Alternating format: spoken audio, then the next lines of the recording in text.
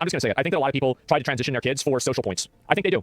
And I actually think it's that simple. Do you think it's possible at all that maybe there are just some trans kids? All the conspiracy language aside, do you think it's possible that some trans kids exist? We know trans adults exist. If they're trans adults, then they were probably trans as a kid. At least the data shows that a lot of trans people find out they're trans between 3 and 7. They start to understand the first hint of it. Do you think that that's possible? That's the only question I'm asking you. I'm not asking you to consider if it's most or some or 1% or 99% or any percent. I just want to know if you think it's possible that some of these people who are adults, who are very happy adults with gender dysphoria, do you think that when they were a kid that they knew that they were trans at some point? If your answer is no, I can't help you.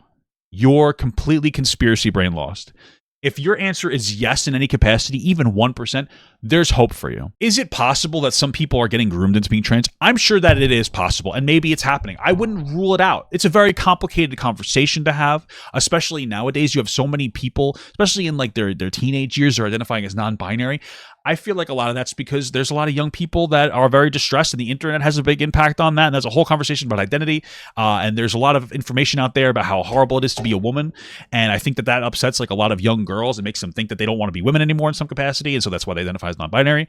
Not the same thing as gender dysphoria, but that's a theory. I could be wrong. So I understand the idea that some people, there's going to be more complicated than that. But if you don't think a single person that was trans as an adult was also trans as a kid, you are so locked into the mentality that everything is a conspiracy. And whether you want to hear this or not, the reason that you're locked into that mentality is because you're not factually driven. That's it. So now you're really susceptible to idiots telling you that trans kids can't exist. It's an uncomfortable thought, but if you can't handle uncomfortable thoughts, then you're a child.